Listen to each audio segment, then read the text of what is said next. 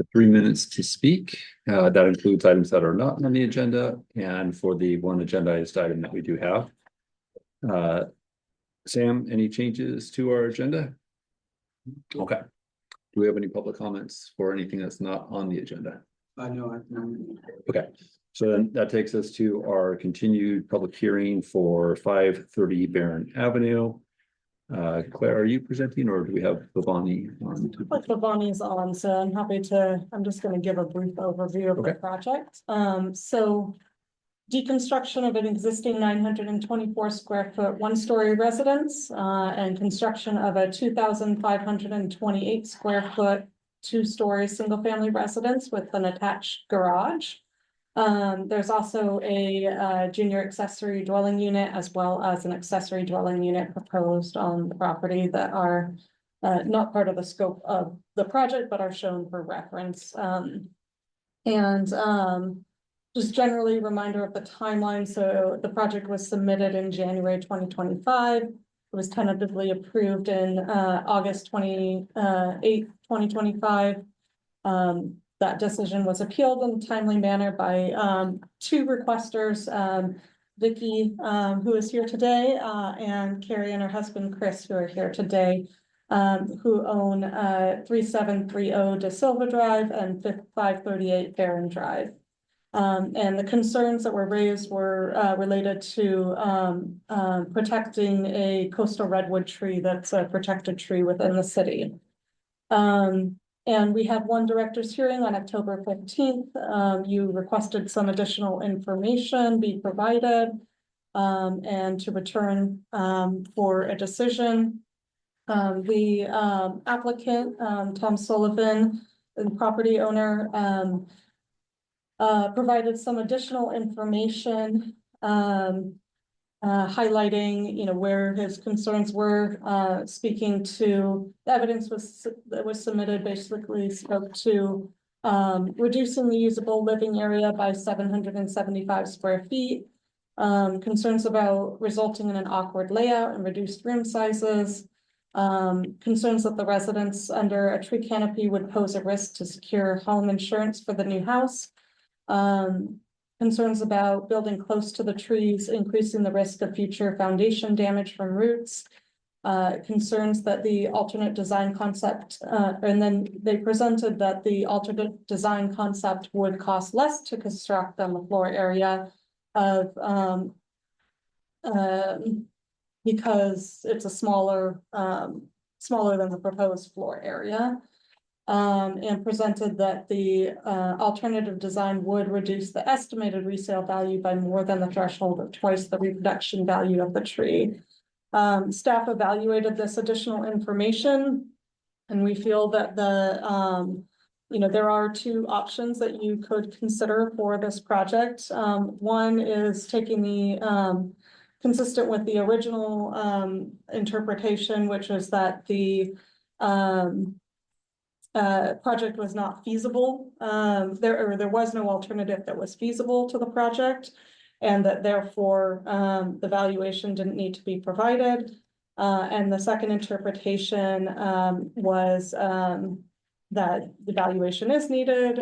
It's specifically outlined in the code, and that the information provided shows that the valuation requirement has not been met, and therefore you would make a recommendation to deny the application, and that recommendation would be forwarded to council if appealed.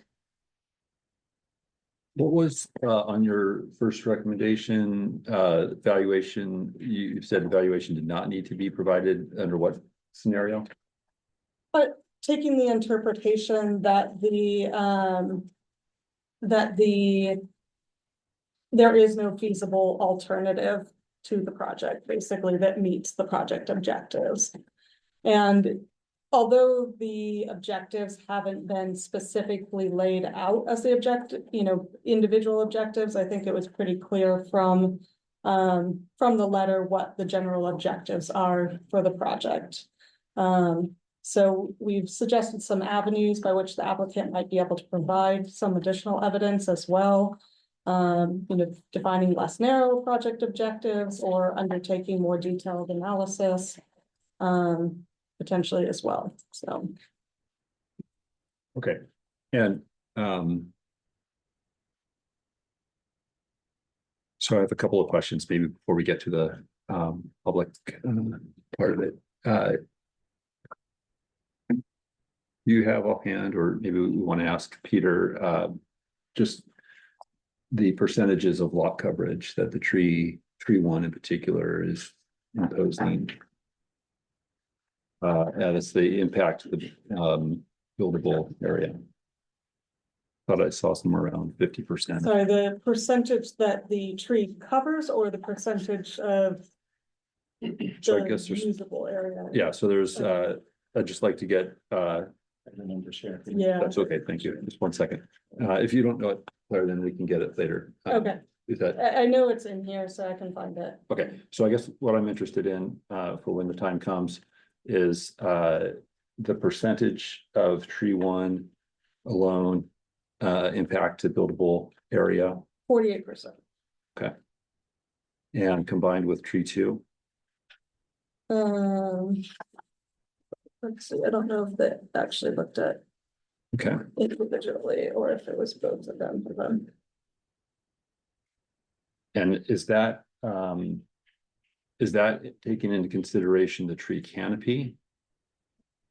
Or is that the That's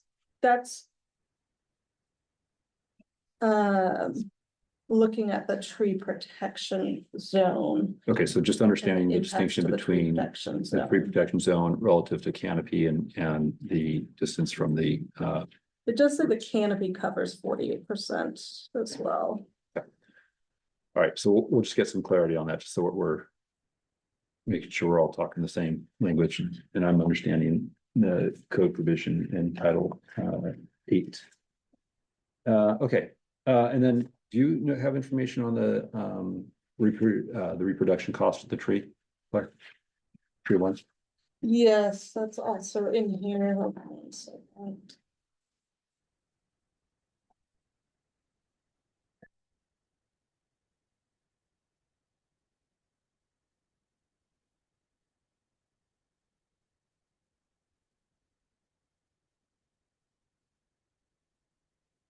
$94,300 is the valuation of the tree. $94,000 roughly. Mhm. And that's reproduction cost. Yes, yeah. And when we're looking at this tree, it has multiple parts to it. We're taking that all as to be collectively one tree. Yes, Okay. yeah.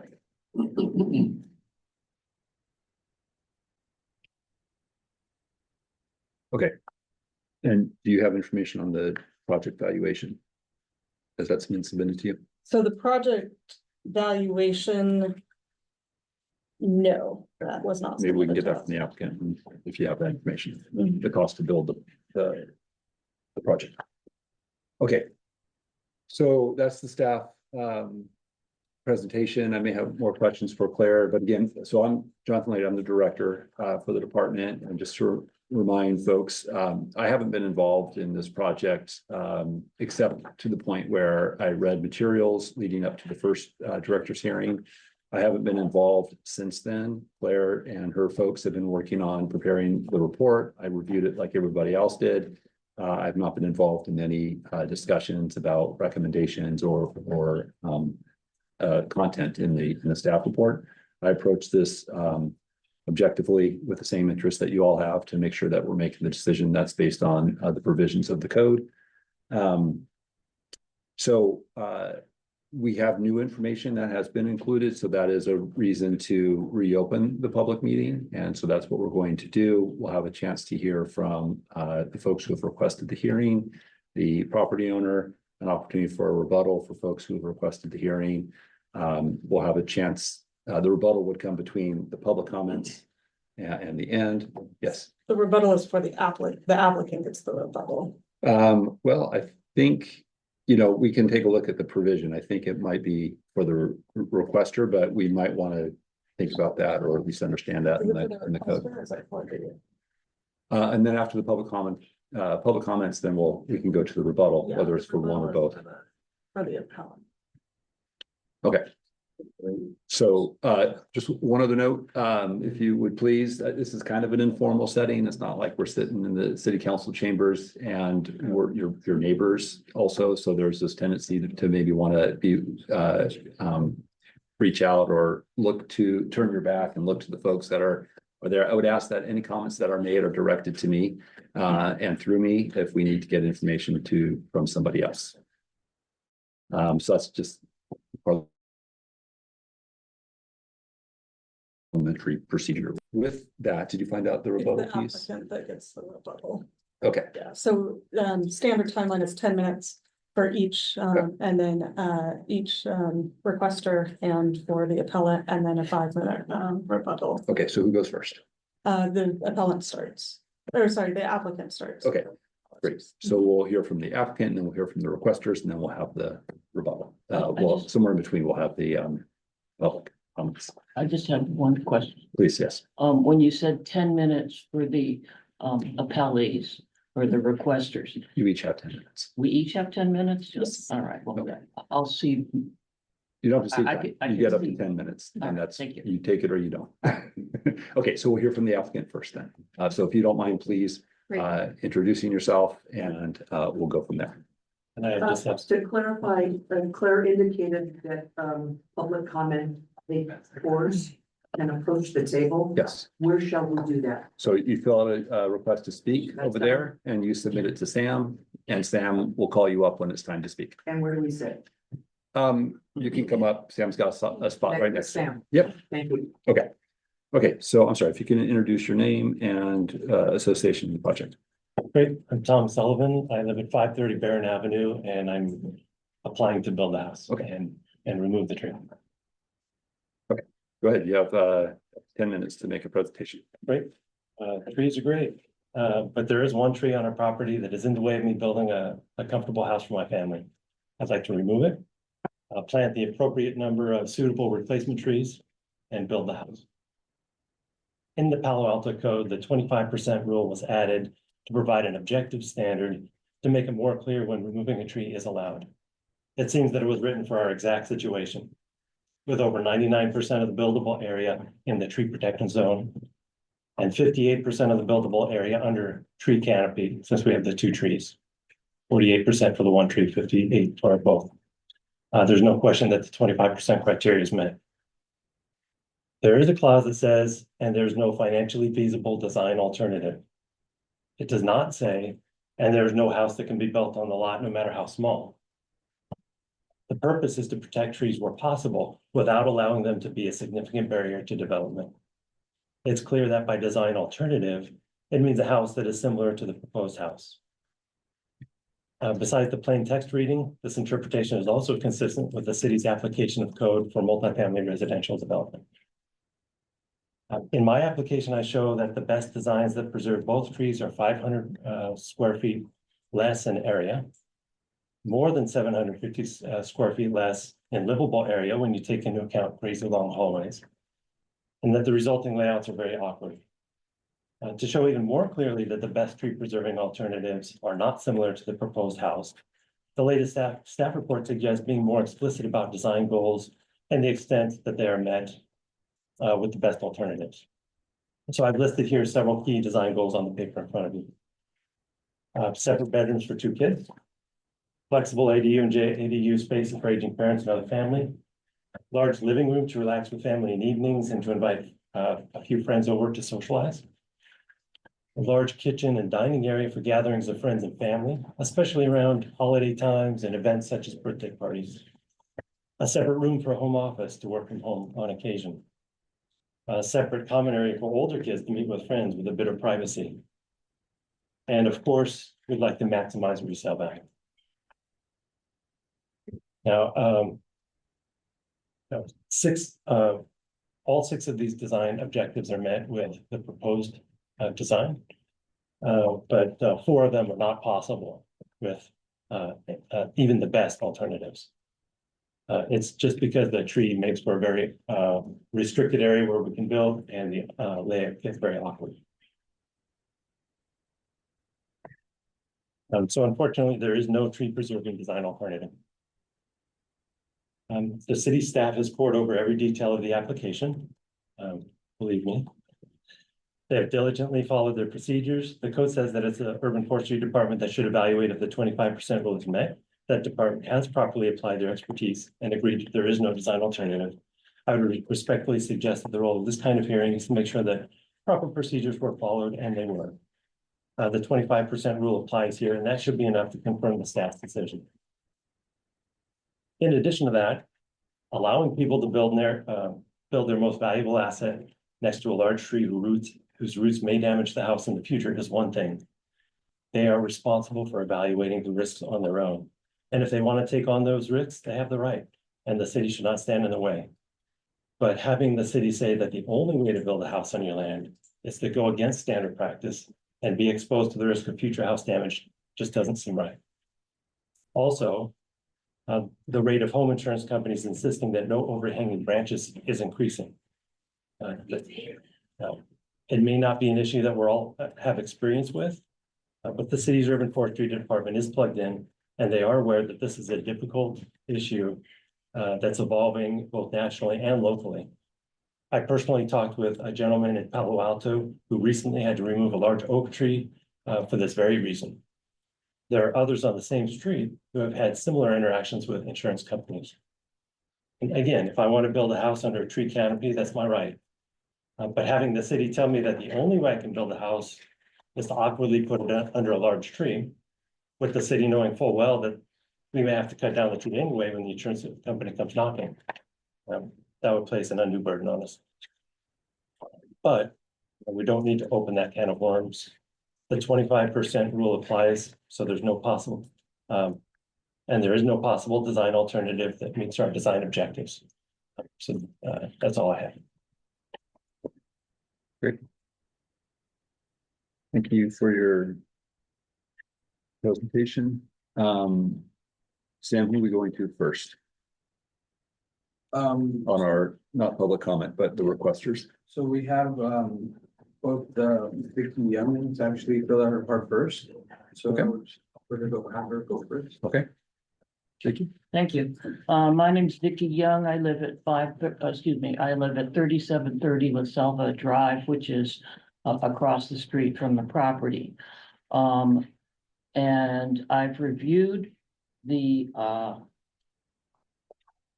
municipal code regarding preservation of the trees because I am very concerned about the removal of this redwood grove and the trees. As I read the municipal code, it sets standards for the removal of protected trees and recognizes that trees and landscaping are an essential part of the city's infrastructure. It states in the code, it's the city's intent to encourage both the preservation of trees and the proactive incorporation of trees and their benefits within development. The code does provide for, it's accepted that these are protected trees. It's already been established.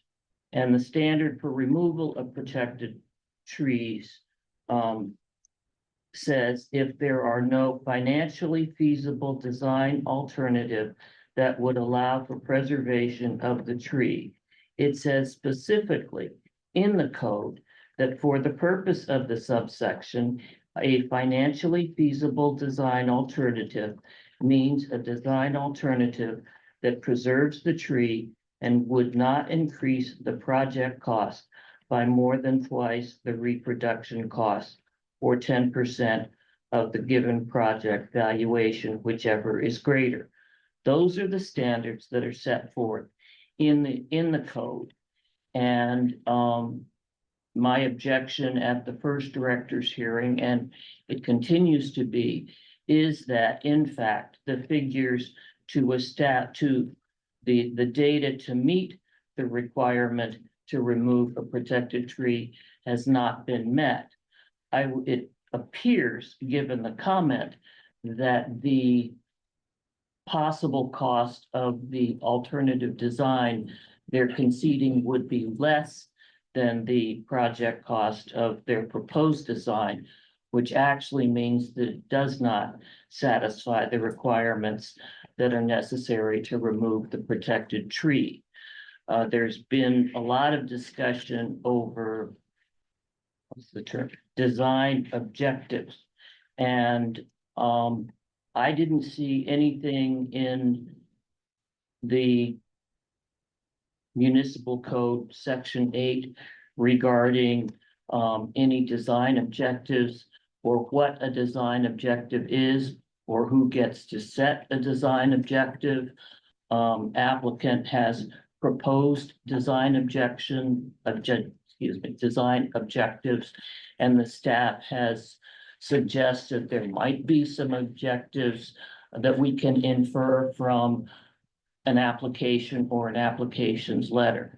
This is a hearing involving the application of these laws to the situation.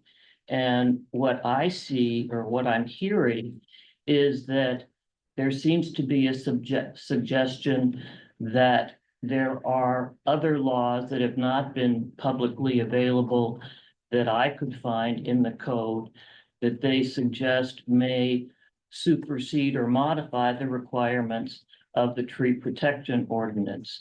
I would submit if there are such definitions, then those should be public. They shouldn't just be amorphous suggestions. And we should come back after reviewing those. But at this point, since in fact applicant has conceded that the reproduction cost is less, I would submit that the conclusion, or there were two conclusions by staff. One is he didn't provide the data we need. In fact, he conceded the cost would be less. Therefore, at the director's hearing, the application could be denied. And I submit that's where it should be, because all the other alternatives, as far as I can see, are not based on the code.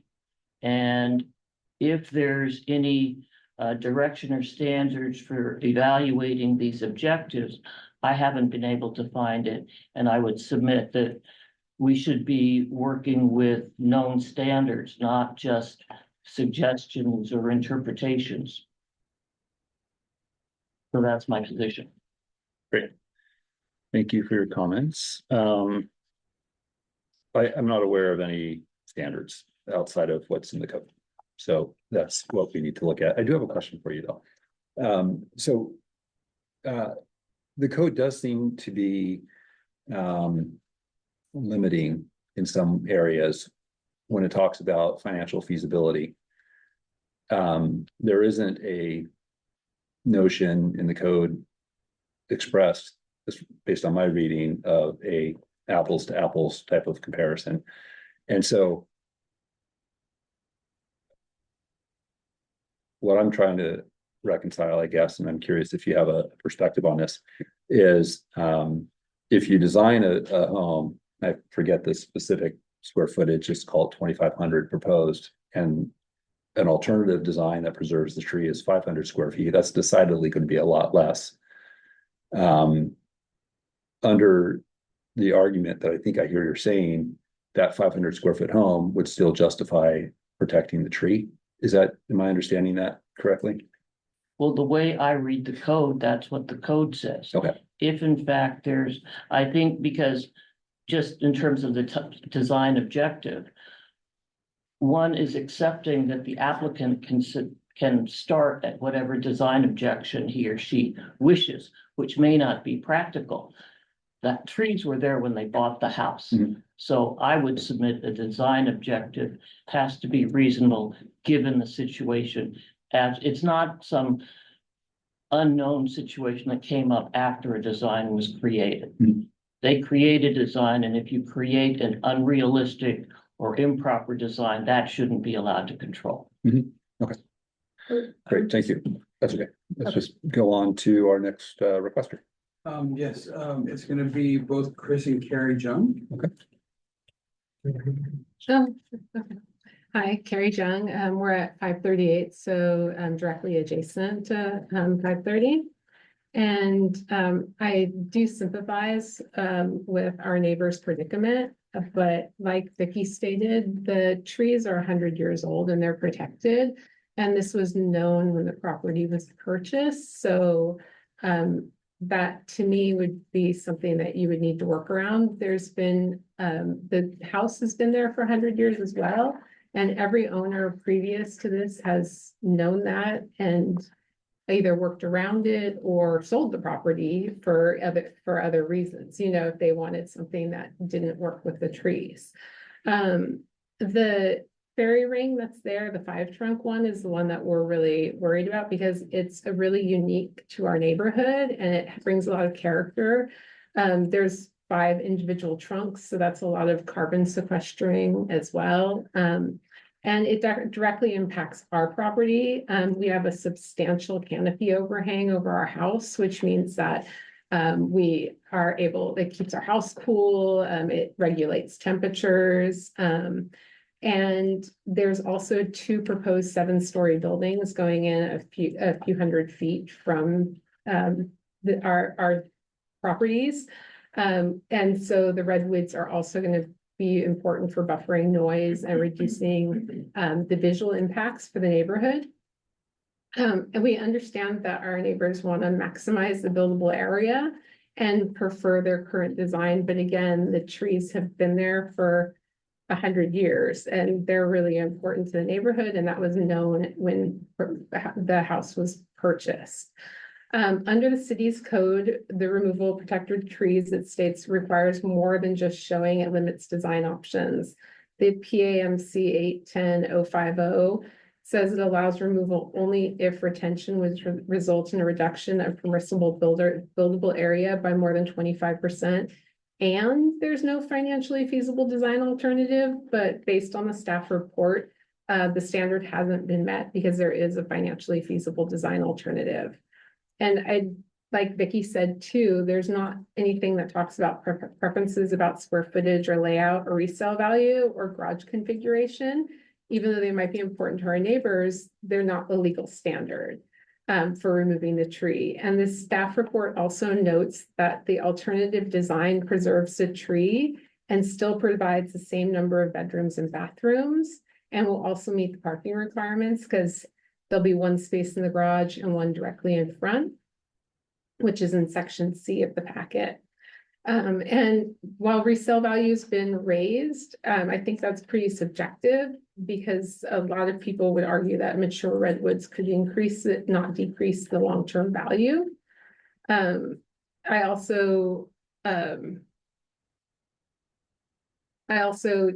just feel like the most important thing to me is that like we really do feel for our neighbors and understand the design limitations, but there are tree regulations in Palo Alto for a reason, and the urban canopy in Palo Alto is important. And if there's already going to be a 2,000 square foot home, almost 2,000 square foot, a JADU and an ADU on this property. So it's not that the property is being limited considerably. And we are also totally open to the single tree being taken down if it opens up square footage for them, or variances. Like we would be very supportive of variances, even if it pushes over into our side of the property, whatever works for them. It's just that these fairy rings of trees are becoming less and less common. And they are very important, both environmentally and to the character of our neighborhood. So I just hope that you'll uphold the standard that's been set for protecting our trees. And thank you for your time. That's all.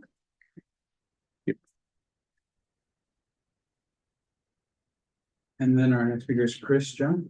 Hi, I'm Chris Jones. Oh, yeah, you guys are related to. We're together, so so is that, would- that's part of the same Okay. grouping. Did you have, Do you have anything else? Oh, yeah, I think, I'd just like to read my statement. Sure. It'll fit within the allotted time. Okay. Yeah, so I also live next door to the Sullivans, and at 538 Barrett Avenue. And I'd like to start by mentioning that I really like Tom Sullivan and his family. And they're nice people and have been great neighbors. And I really, like Carrie said, feel for them in this situation. At the same time, I feel like I need to do whatever I can do to help to preserve the natural elements of our community that define its characters, especially like what Carrie just said with these massive apartment buildings that are being built along El Camino. It's really I think it's an important factor to remember or to consider when you have the noise and the visual obstructions, things like that. And so I think the key issue is that the code allows the removal of protected trees only if there's no feasible alternative. But I don't see that being the case in this situation. And like Carrie said, we would be open to, or we're in support of removing the single tree if that would help to make open up some design options and looking at Tom's the layout of best alternative pictures here.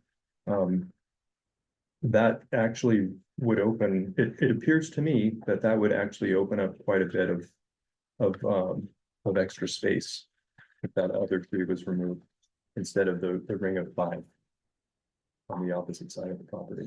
Page 22 probably shows it best, John. Or you can probably look at the second and third and fourth pages on this one here. Yeah. In the visual that he's showing for members of the public, there is a copy at the desk right now.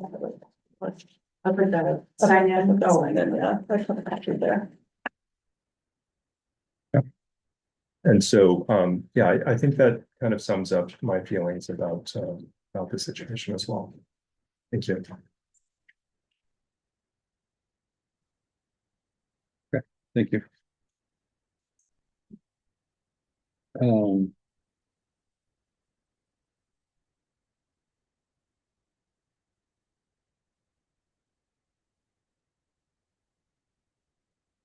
I actually, maybe before we go to public comment, Tom, I have a question for you on these diagrams that you've submitted. Do these meet the urban forestry 25%?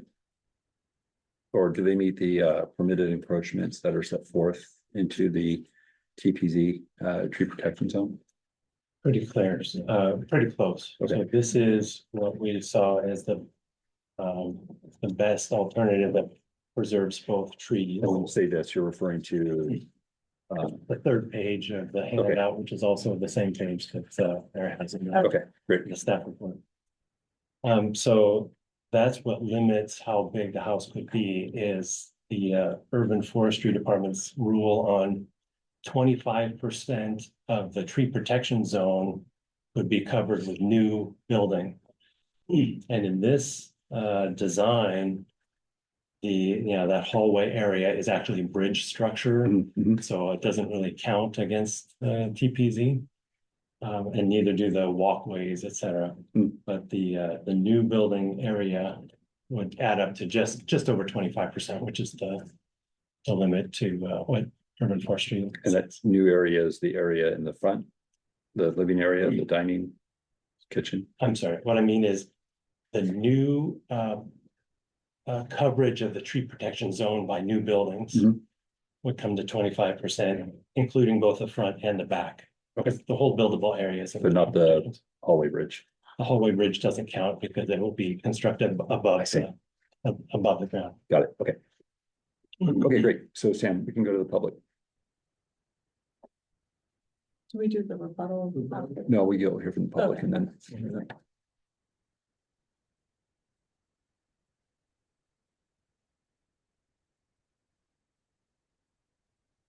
Our first speaker is Jen W.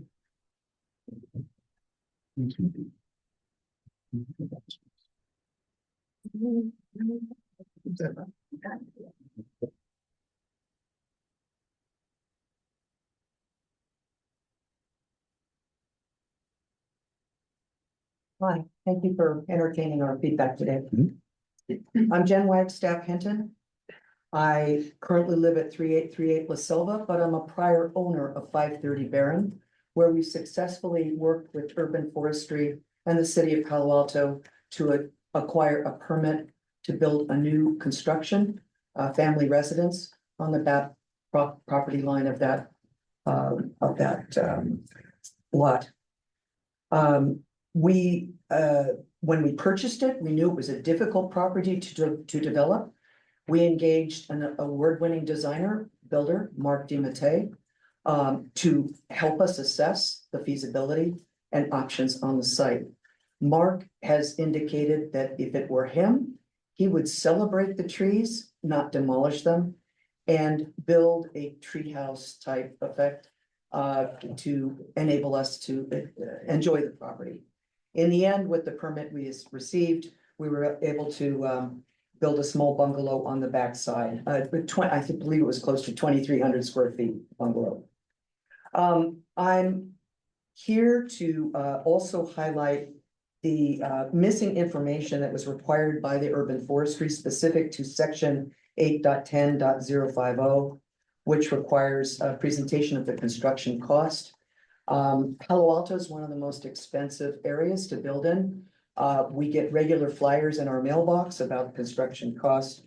But rough back of the envelope suggests that $300,000 would be the rough range if you say $1,000 per square foot times 2,500 square feet. And so the fact that the trees are there, that was known when the property owner purchased the property. We would have liked to see a more neighborly approach to the development, number one. Number two, as Vicky pointed out and Carrie pointed out, our neighborhood is under a vast amount of development of residential construction that will affect noise, sound, canopy, etc. And so rather than removing trees, we want to see trees retained to the extent possible to protect the neighborhood, not just a single property. So with that, I request that you deny the request for construction and appreciate your time today. Thank you. Thank you. And the director, I just want to make an announcement for anyone that's joining us on Zoom that would like to participate in public comment. They could just raise their hands to let me know so I can add them to the queue of speakers. But with that being said, our next speaker is Star T. Thank you as well for bringing us together to find some harmony on this topic. I won't be redundant. I do agree with people who have said that the applicant knew about the property conditions when it was purchased. And I would like to address, to get it out of the way, the financial aspect of it. The idea that this property would not reap the same benefits and resale value. As I mentioned in the letter today to you, Jonathan, I don't know if you had time to read it, but the current area median value for homes in the Santa Clara County is 3.3 to 3.8 million. And this property alone has appreciated 34% in the last 7 years. And it's appreciating somewhere between 4% to 9% per year since the owner has had it, depending on which evaluation you take for that. Rents are super high. There's all sorts of ways to make money from this. I don't think losing money is an issue for this property. I also want to point out that this tree has been here with the Jung's property, and as far as I know, there's not been damage to their foundation. And so they bear the burden of having branches over their home. I do question the 50% or 99%, I guess it was 48% and 99% restriction on building. It's a very actually erect ring. It doesn't have a lot of sprawling branches. Our redwood tree does. And so I'd like to see that confirmed, I guess, some clarity about the actual perimeter of the 5 trees versus the canopy. And then lastly, I really do, I just saw these alternate designs. I'm sorry I didn't look at them sooner, but I thought just to myself, what if you just flip the design? What do you gain? And actually, it provides more space around the tree. The property is already benefiting from having an unpermitted ADU. It used to be a donkey shed or something like that.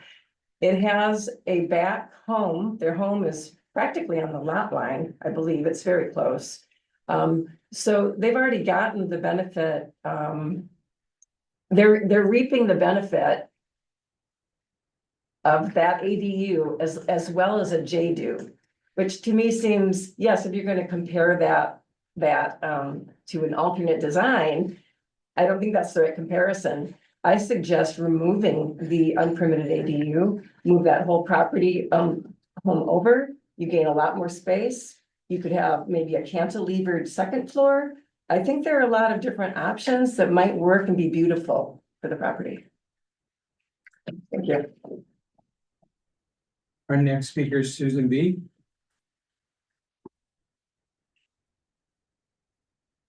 Hi.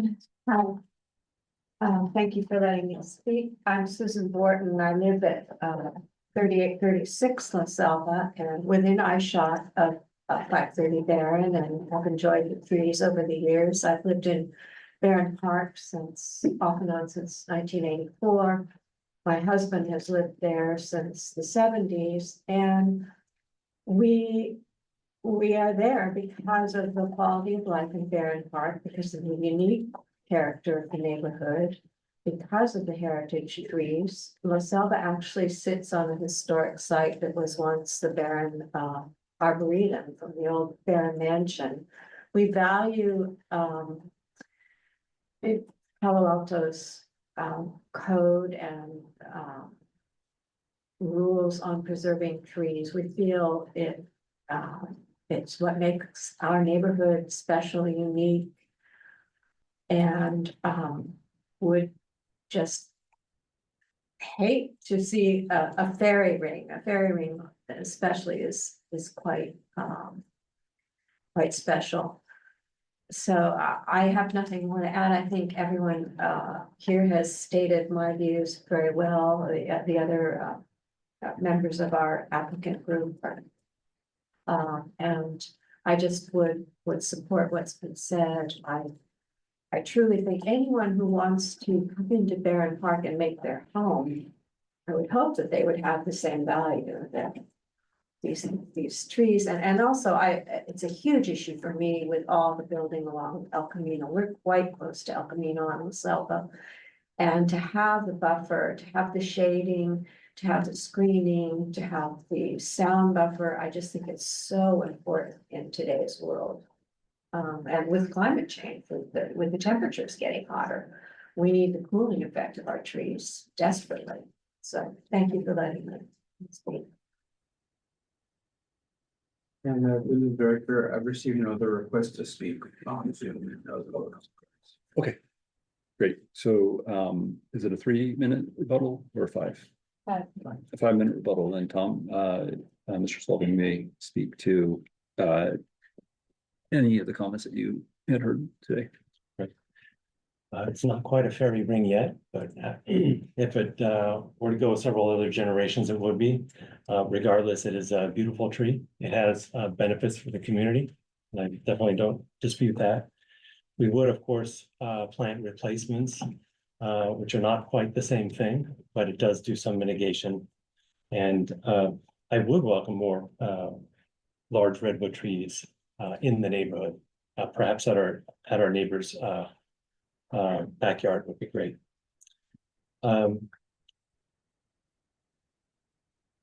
Now, there is an idea of removing not that tree, but remove the other tree. This is a bit problematic for us because we would have to redesign the layout.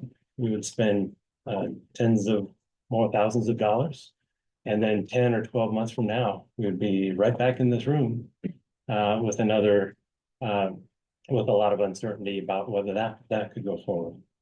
All of that for the price of, that doesn't buy us too much in the in our layout, in the house we'd like to build. We welcome other architectural ideas. We've already spent many months, many thousands of dollars exploring all the design alternatives that save the trees. And all the design alternatives that would encroach into setbacks. We've documented all the things that we've done. We welcome other ideas. The municipal code allows building on a lot. And specifically with this 25% rule, it does not say, not that there's anything else that can be built at a lower cost. That's not what the design rule is. The cost is less for the best design alternative because it's so much smaller. The tree limits the shape and limits the size of the best tree preserving alternatives.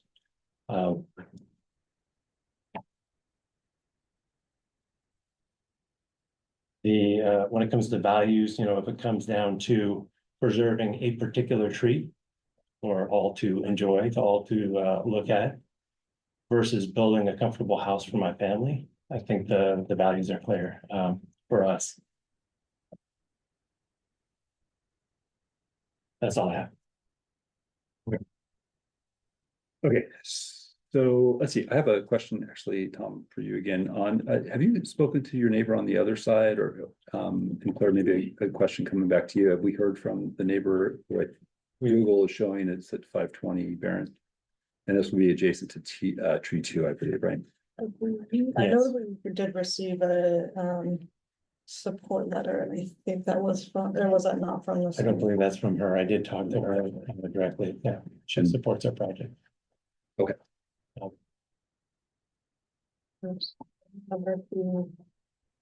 Support letter. Okay, so we'll close the public portion of our meeting. And Sam, did I see Peter Gollinger on Teams? Yeah, he's there. So Peter, wanted to just give you an opportunity to offer your perspective and maybe ask you a specific question about whether or not you've received a have you received any financial feasibility analysis related to this project and that provision of the code? Hello, everybody. My name is Peter Gollinger. I'm the urban forester for the city. You may have heard from me at the last meeting. One thing I'd like to clear up that was talked about by multiple folks here was what the 25% rule is measuring. So the 25% rule is actually measuring the tree protection zone that takes up the buildable area, not the canopy cover. So for redwood trees are unusual. The TPZ is usually much larger than the canopy because they have a very narrow conical form. So the TPZs for tree 1 and tree 2 together take over 99% of the buildable area for the property. Removing one of those trees still is above 25%. So let me show if I can share my screen. I have one of the from one of the original plans. Let's see here. So what the arborist did for this was they used the largest stem of the multi-stem to calculate the TPZ. Technically, we could probably make that even larger. This rectangle here is the buildable envelope. And as you can see, only this little wedge here is not covered by a TPZ for either tree 2 or tree 1. So either way, there's still going to be some impact to whichever tree remains. Again, so that's the basis for the 25% rule. The intention of the financially feasible design alternative was to have a solid measurement. It was intended to be a reasonable alternative, meaning it still meets the project goals. This was crafted carefully by the city attorney's office as we went over multiple drafts of this ordinance. And so the intention was the alternative project needs to meet the primary goals of the project. So based on the information provided, you could argue that the alternative does not meet the primary goals of the project. However, we have not received any concrete financial estimates for the alternative design. Okay. Thank you, Peter. So just a couple of things there. So noting your recollection of how the code came together, it's noteworthy that there is no language about project objectives in the codified text. Is that something that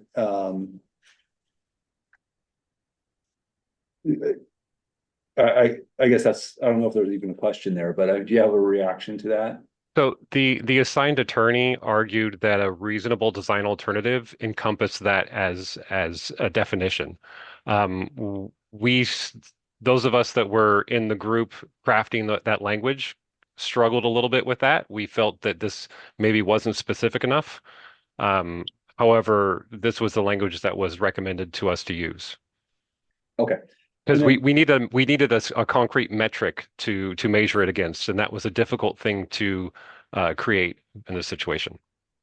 Understood. Okay, and then on that diagram that you showed on the screen, and I'm looking at packet page 22, it's the same diagram where you talked about the little wedge not being part of any of the tree protection zone. If tree 2 were removed, and I'm asking you to speculate a little bit, but not for anything specifically objective, but just to get a sense for your thoughts on this. If tree 2 were removed, tree 1 still occupies a good portion of the property. And is there a feasible, well, in your perspective, based on your familiarity with the project, is there a way for the project to comply and still meet the 25%? I'm guessing possibly yes, if there's the bridge and it's elevated above the ground a little bit. But do you have a perspective on that? So based on what I'm seeing, if tree 2 was removed instead of tree 1, you would still be dealing with the same problems. Because you'd have to shift the proposed building further away from tree 1, which would put it in taking up more than 25% of the biddable area for tree 2. So 25% is our rule of thumb for direct impact to TPZ for new construction. We can go one way or the other depending on the health and vitality of the tree, but that's our, our kind of our litmus test. We don't want more than 25% disturbance. Because then you're likely to have the tree go into decline. So I think even if you remove tree 2 and you moved the proposed residence, you can't really move the proposed residence any farther away from tree 1 because you're already at the edge of the buildable envelope in the front. If I go back to this, let me show you real quick.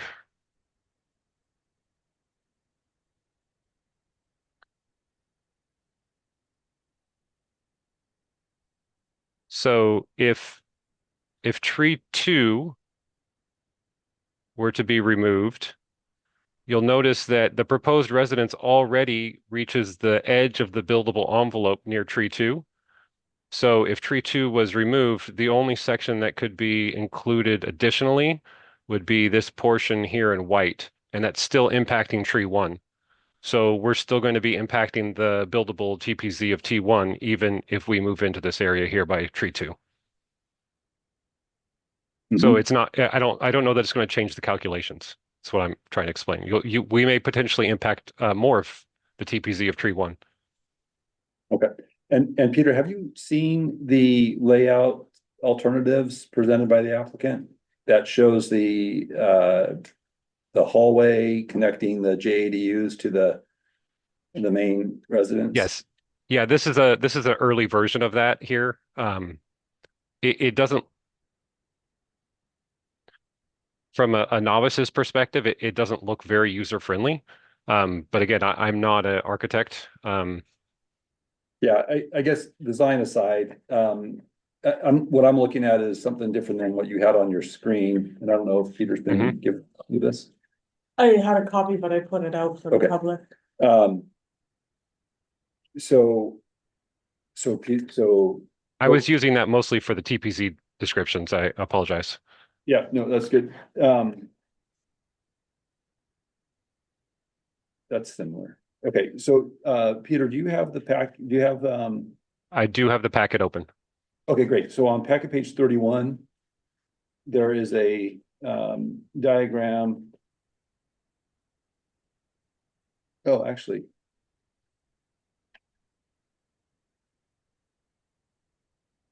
Okay, that's not actually related.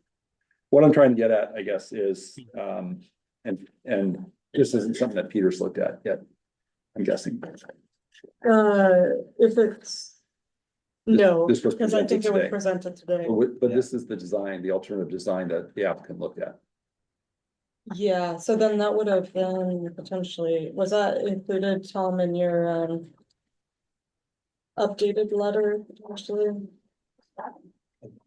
Page 28 and 29.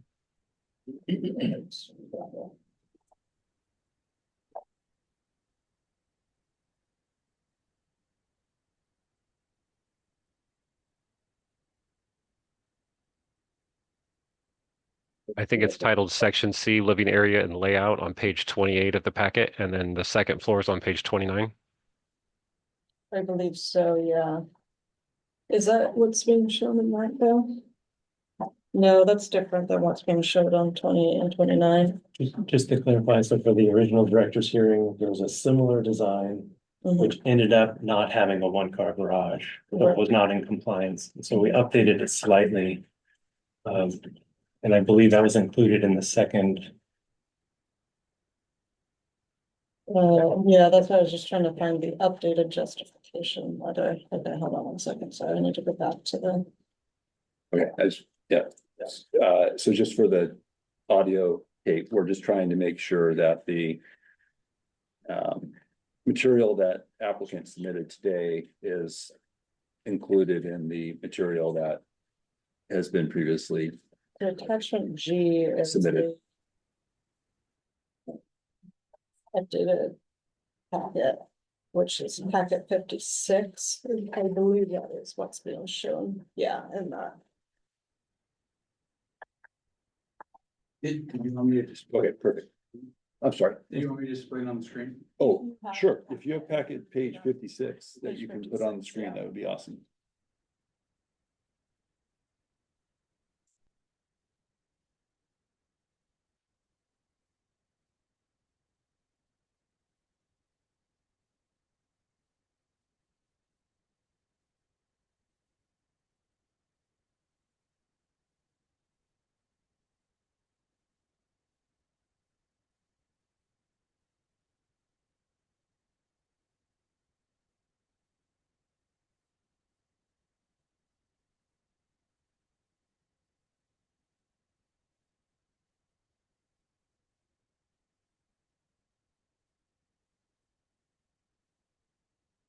And maybe while that's getting loaded, Mr. Colvin, if I can ask you a question.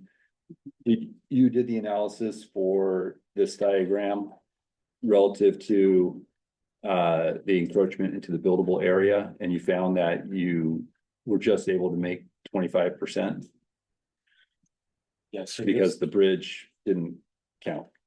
Yes, so this one just goes slightly over 25%. I think it was 27% of Okay. the new building in the tree protection zone, if you don't count the bridge. Yeah. Okay.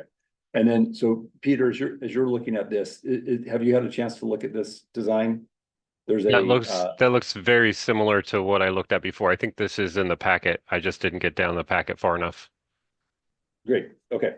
And this is I think if you're looking at page 56, this is the first floor. And Sam, if you can go to the next page, 57, there's a second floor. And so Peter, what I'm curious about is whether or not this design would still be problematic relative to the meeting the impact into the buildable area, but then also any trimming of the tree that may be necessary in order to accommodate the vertical height of the tree as well, of the building. So it is a little bit difficult to make a determination without a final set of plans, but in concept, once we start creeping up over 20-25% impact to the TPZ, it can get complicated. So I'm not clearly saying yes, this could definitely preserve the tree because it's definitely going to have some impacts. Is it acceptable? Possibly with some mitigation measures, maybe in addition to the bridge, there's some other things we could do on the foundation that would have less impact, but I'm a little nervous about it being over 25%. As far as the overhangs go, again, we have that maximum allowed pruning to avoid excessive pruning, and that's 25% of root or shoot. And so any impacts to the TPZ that cut roots is going to reduce the amount of above ground foliage you could also trim. So if they were going to need to prune everything away from the roof line for insurance purposes, then that's going to exceed the 25% rule, which would potentially impact the tree's health and or stability, depending on how it was pruned. Okay.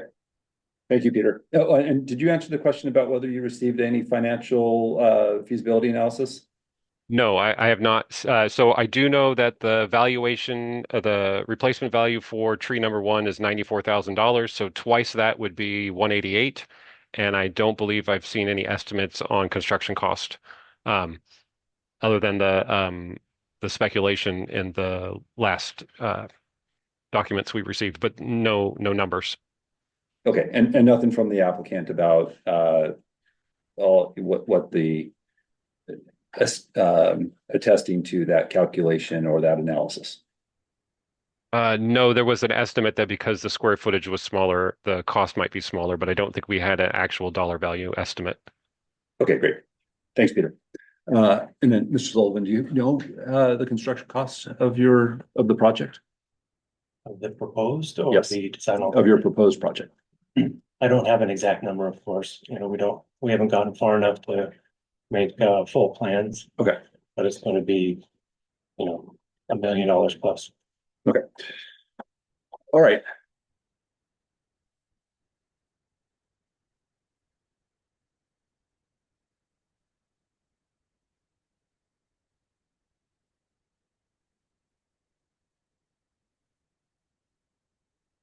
Okay.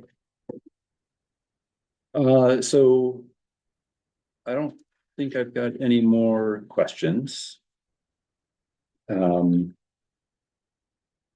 I do think this is a difficult case, obviously. I mean, it's your home and you're all neighbors. There's a lot of issues that go beyond just the particular site. We're concerned about the climate and, development that's taking place, and that's not all your burden to carry. I do think that the code, the way it's written, creates some challenges. And so I just need to spend some time thinking about the information in the administrative record and render a decision within the 14 days from today's hearing. Up to this point, we've mentioned the word appeal. I think what we were really saying is request for hearings. That's what's taken place so far. Inevitably, the decision that I have to make, is likely going to get appealed either by the applicant or area residents. When should that come to pass, that would go to the city council on their consent calendar. And then it would take, 3 of the city council members to pull that, off of the consent calendar, to schedule it for a future public hearing. That's how that would go.